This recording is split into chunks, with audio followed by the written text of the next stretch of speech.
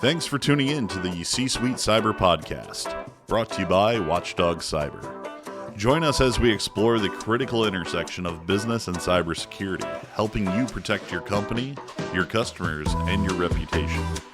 Whether you're a CEO, a CFO, or hold any other executive role in your company, the C-Suite Cyber Podcast is your go-to resource for staying ahead in today's digital age. Yep. Hey everyone, it's Dan and Aaron again with Watchdog Cyber, and this is the C-Suite Cyber Podcast.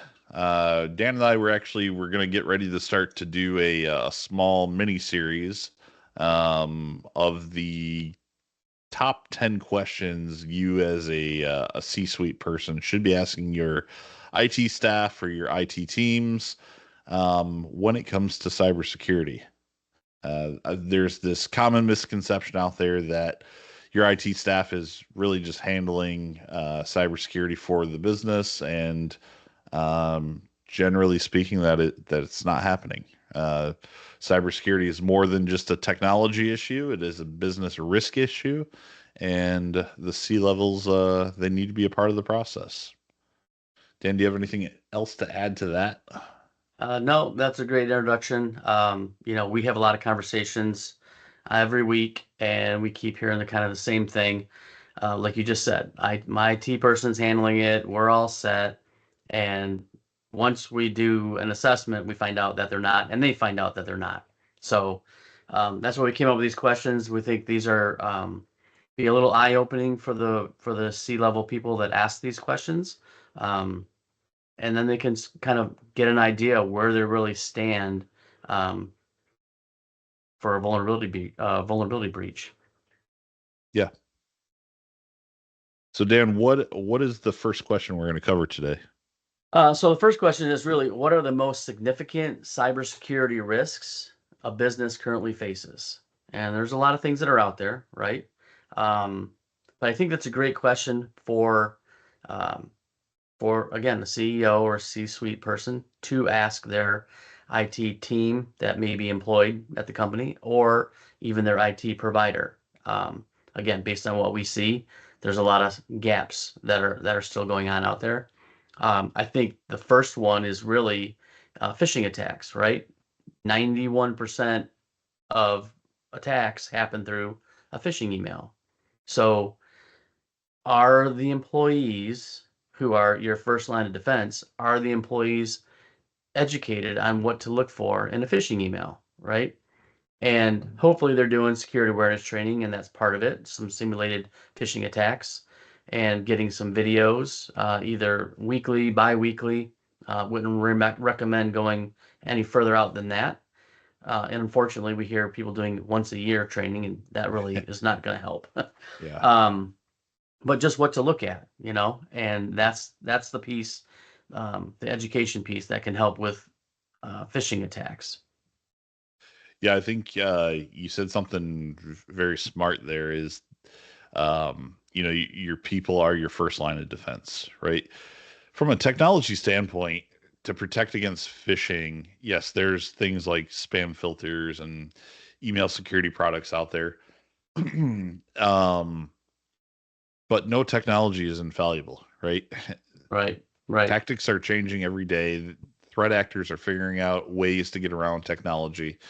So yeah, I mean, your staff absolutely have to be educated on the threats that are out there, and ways to defend against them, and ways to recognize them, and just kind of question everything.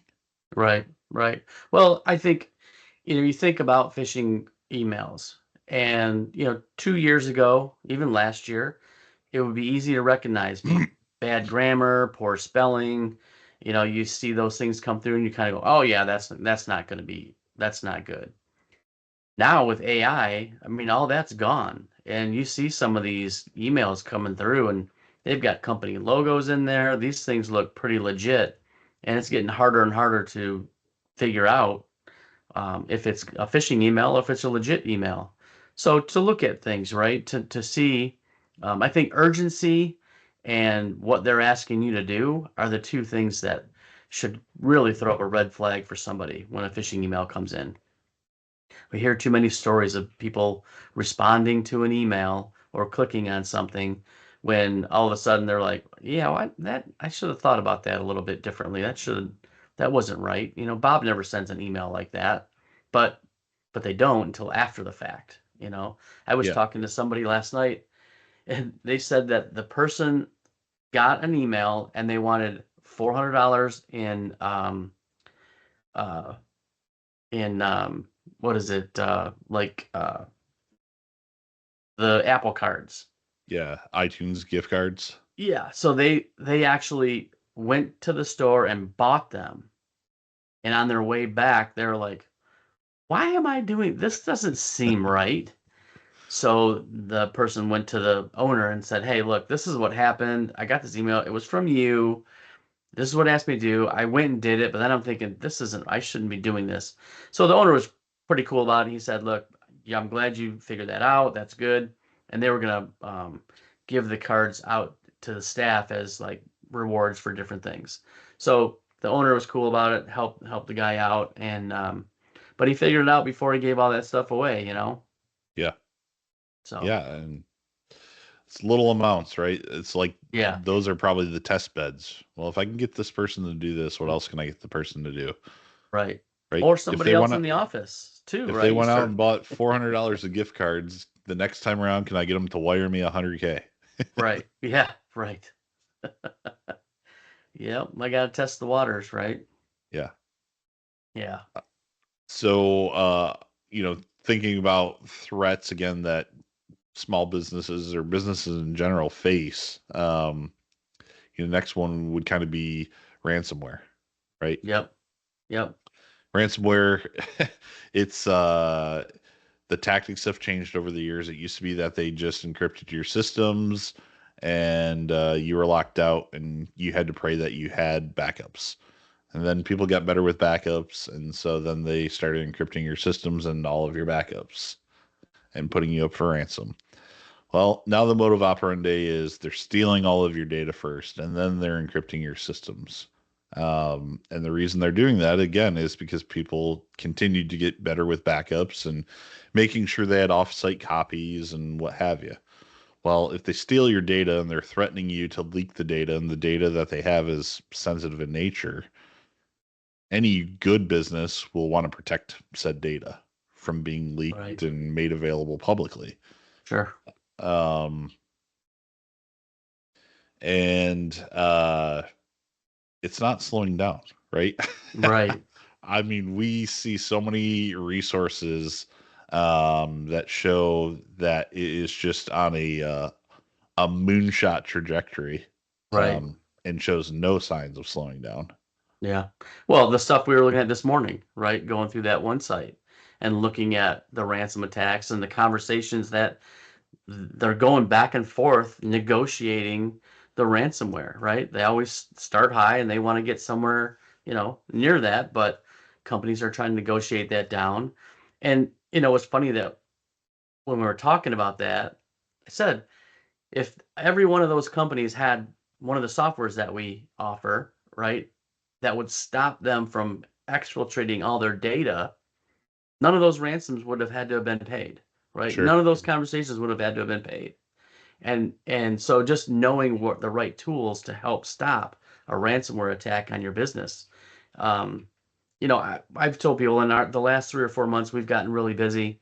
A lot of companies, the C-suite, the business leaders, presidents, owners are starting to kind of figure out like, I want to make sure I know where I'm at, right? So they're starting to have these conversations, which is where all these questions kind of came up. But ransomware has been around, and like you said, it's on a trajectory right now that they're not stopping. There's still a lot of businesses that haven't been hit, and it's just a matter of time. Well, it's too lucrative for it to Yeah, stop. true. Um, the barrier of entry to be a quote unquote hacker these days is very low, right? Right. Um, they're just recycling what other gangs are doing. Yeah. And, they're using the same tool sets, they're using a different name, they're Hmm. using, different Right. things. Right. Um, and there's a whole marketplace designed so that you can be a hacker tomorrow, right? If you want to be a hacker tomorrow, there's dark websites that you can go to. You can buy all the tool sets. You can go to different marketplaces and you can start buying, you know, initial access to companies. Like it's a whole business, right? Right. Yep. And it's a I mean, cybercrime itself, not just ransomware, but cybercrime, right, is a multi-trillion dollar business. Yeah. Well, I think that says we hit what 10.5 trillion by 2025, I think it was. And the latest reports I'm seeing is I think it's going to surpass that. Wow. Yeah. Well, I think too, like we just mentioned, the some of the leadership of businesses are now wanting to know a little more, and I think that with the United Health breach, Ticketmaster, you got the CDK Global. I think there's a lot more that's happening that people are seeing, and I mean, I got my Change United Healthcare letter, right? Yeah. I'm sure millions of other people have gotten theirs too.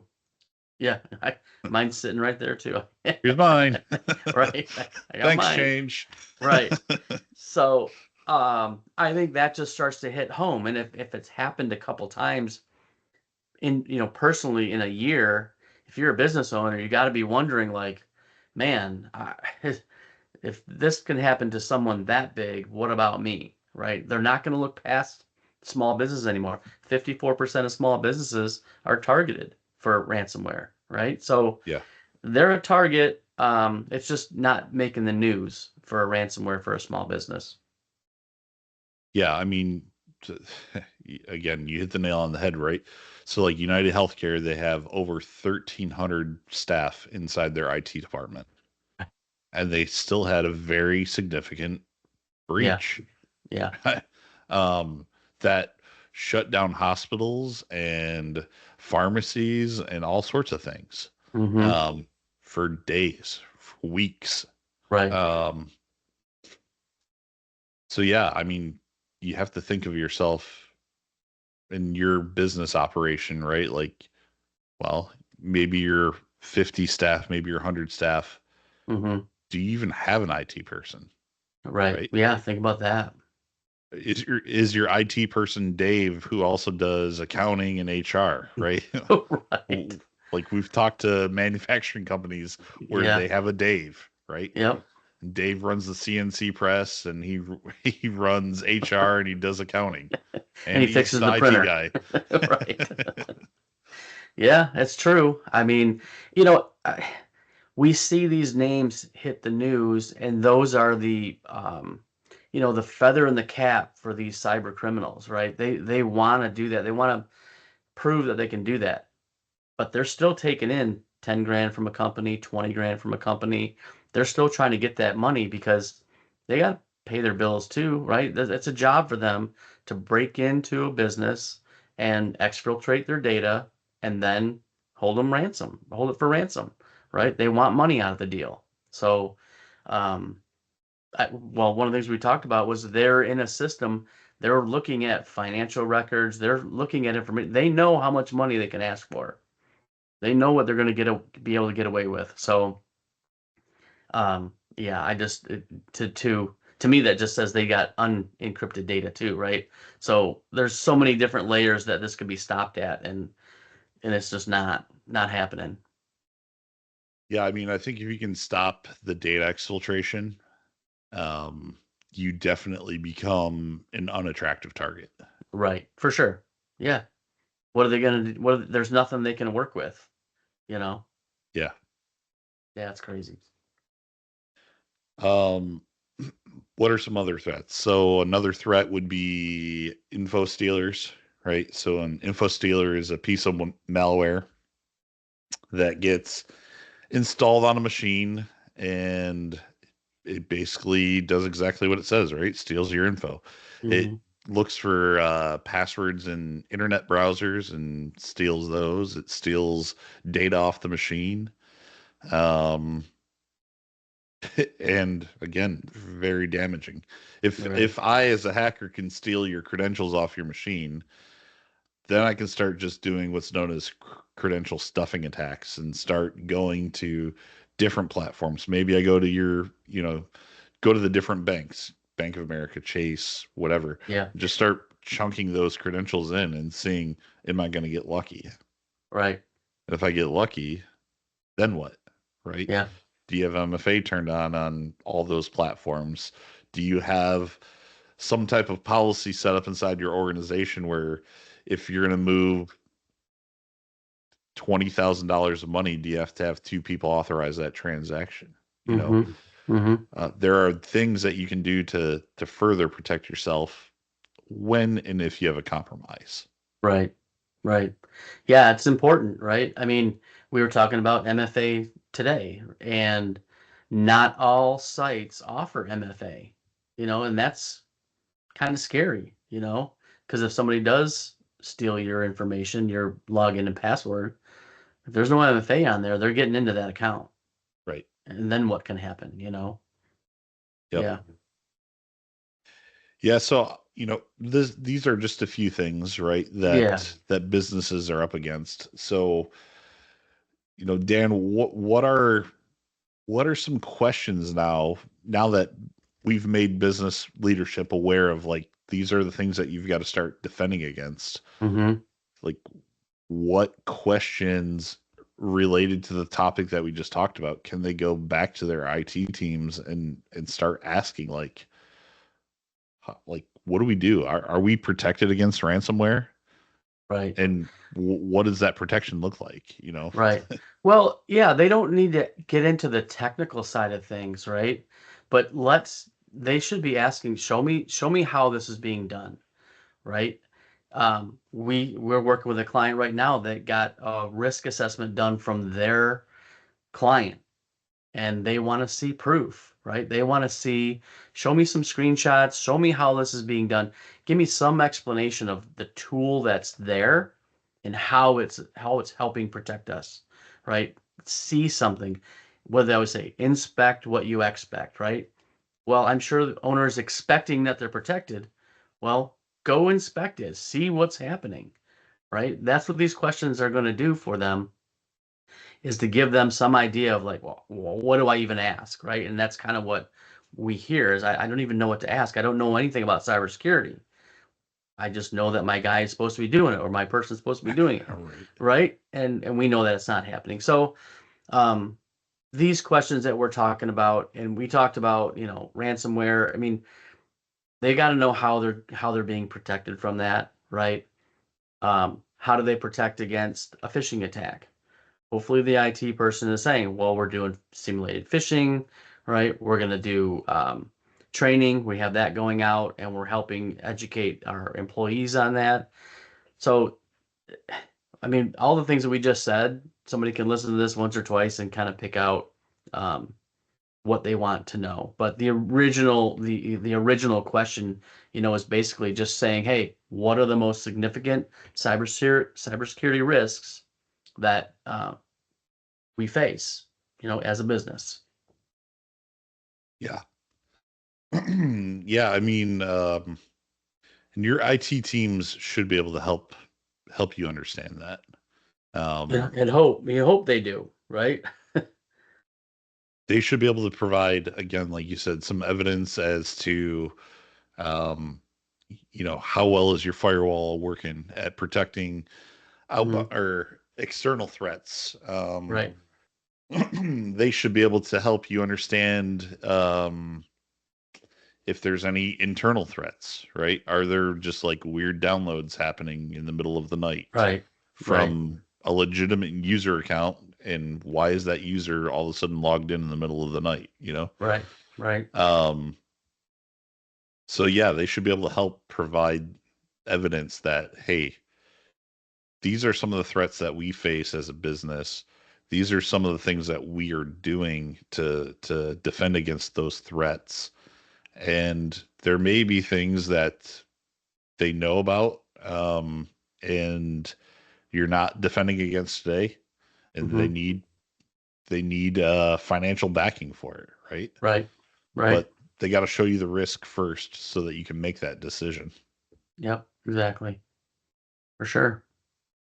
So, All right. Do you have any closing thoughts on this? I would say, like you said, this is going to be kind of a mini series, and we're going to get these posted out with these questions and the answers that you should, as a CEO, should hear from your IT team or your IT provider. And if you don't, it should raise some red flags, and try and figure things out. Yeah, for sure. All right. Well, I don't have anything additional to add to this topic right now. So we appreciate y'all listening, and Dan and I will catch you next time. See ya.